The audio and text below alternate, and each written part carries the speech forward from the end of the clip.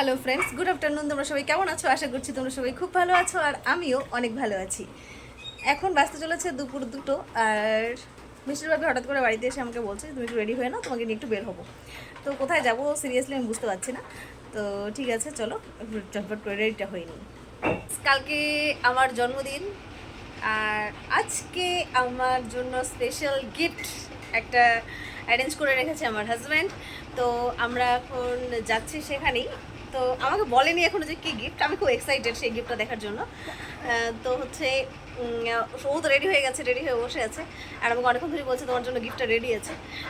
তো আমিও দেখো একদম পুরো সেজে গুজে রেডি হয়ে গেছি, কারণ গিফটের কথা শুনলে তো স্বাভাবিকভাবেই মনটা একটু খুশি হয়েই যাবে।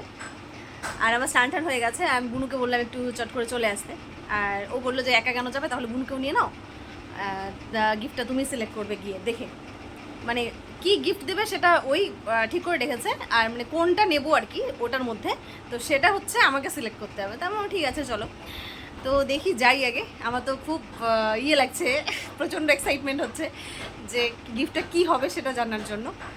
তো ঠিক আছে চলো, তোমাদেরকেও সঙ্গে করে নিয়ে যাচ্ছি, আমাদের সঙ্গে থাকো আর দেখতে থাকো কি স্পেশাল গিফট আমার জন্য ওয়েট করে আছে। তো চলো।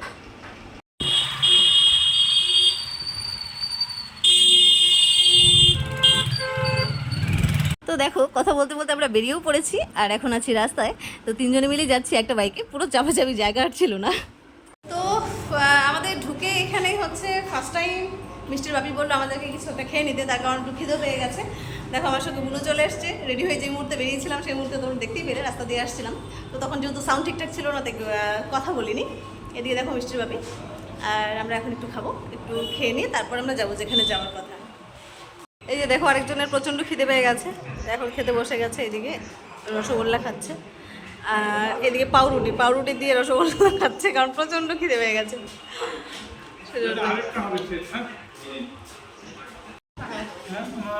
এই এখন শোনাও চলে এসছে।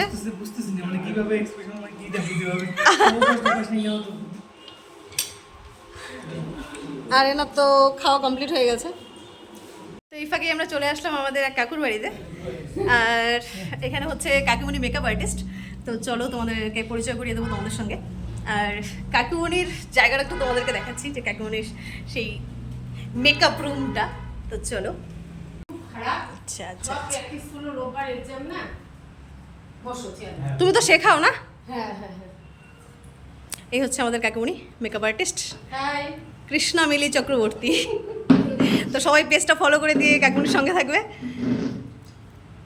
তো এখন চলে এসেছি আমরা বামনহাট হিরো শোরুমে। তো এই হিরো শোরুমে ঢোকার পরে মিষ্টি বাবু আমাকে বলছিল, অনেকগুলো গাড়ি দেখাচ্ছিলো, দেখানোর পরে বলছিল যে দেখো কোনটা ভালো লাগছে। তো আমি তো রীতিমতো চমকে গেছি, গাড়ি কোনটা ভালো লাগছে। আমি তো মানে নিজে দুঃস্বপ্নেও কল্পনা করিনি এটা, যে এরকম কোনো ব্যাপার হবে। তো শেষমেশ গাড়ি দেখতে দেখতে একটা গাড়ি আমার পছন্দ হলো, বললাম যে এই গাড়িটা ভালো লাগছে। তো সবাই মিলে বললো যে হ্যাঁ ওটা ভালো লাগছে। আমাদের গাড়িটা কেনা কমপ্লিট হয়ে গেল, আর কোন গাড়িটা না হলো চলো তোমাদেরকে দেখিয়ে দিচ্ছি। তো ফাইনালি ডেস্টিনি এই স্কুটিটাই নেওয়া হলো, আর আমি তো একদম পুরো সারপ্রাইজ এটা পেয়ে, কারণ আমি ভাবতেই পারিনি যে আমার জন্মদিনে এত সুন্দর একটা গিফট পাবো আমি। আর বুনু দেখো পুরো উঠে এখানে ট্রায়াল দিচ্ছে। হ্যাঁ যাক, আমার দেওয়ার এই শোরুমে আছে, তো শোরুম থেকে আমাকে আজকে গিফট করলো গাড়িটা।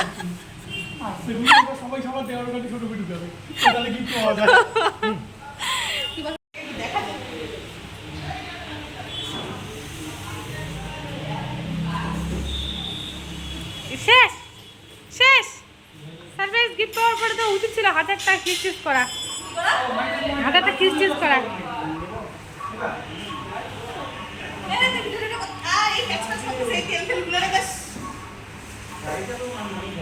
সো গাড়িটা বাড়িতে নিয়ে আসার পরে এই যে দেখো, গাড়িটাকে আমি ঘরে তুলে রেখেছি, কারণ নতুন নতুন জিনিসের তো সবসময় একটু বেশি কদর থাকে। তো সেই থেকে এটাকে ঘরে রেখেছি, আর মিষ্টির বাপের গাড়িটা কিন্তু বারান্দাতেই আছে। তো এটাই হচ্ছে ব্যাপার। আর এদিকে আমি রান্না বসিয়ে দিয়েছি। তো চলো দেখিয়েছি কী কী রান্না হচ্ছে আজকে। অ্যাকচুয়ালি রান্না হচ্ছে শুধুমাত্র চিকেন কষা আর ভাত, ব্যাস আজকে রাত্রেবেলা এটাই খাবো।